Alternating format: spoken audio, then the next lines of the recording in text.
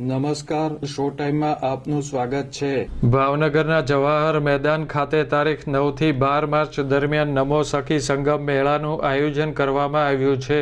આ મેળાના આયોજન અંગે યોજવામાં આવેલ પત્રકાર પરિષદમાં કેન્દ્ર સરકારના રાજ્યમંત્રી નીમુબેન બાંભણિયાએ માહિતી આપી હતી।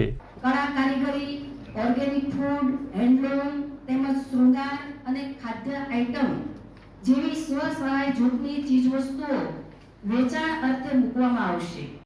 કરવામાં આવશે કૃષિ સખી, બેંક સખી, આમ વિવિધ બહેનોનું સન્માન કરવામાં આવશે।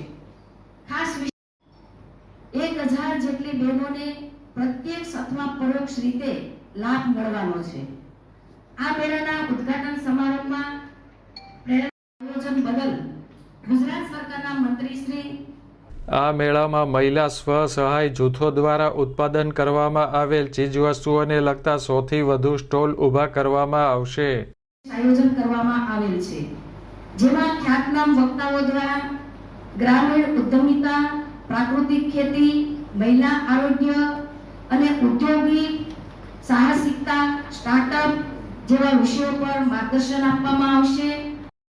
આપણું યોગદાન આપીએ અને એક વિકસિત ભારત માટે, શ્રેષ્ઠ રાષ્ટ્રના નિર્માણ માટે આપણે સૌ એમાં યોગદાન આપીએ। પ્રાથમિકતા રહી છે। પ્રધાનમંત્રી નરેન્દ્રભાઈ મોદી સાહેબના વિચારોમાંથી પ્રેરણા। આ પત્રકાર પરિષદમાં મેયર સહિતના પદાધિકારીઓ, જિલ્લા વિકાસ અધિકારી, અધિક નિવાસી કલેક્ટર સહિતના અધિકારીઓ હાજર રહ્યા હતા।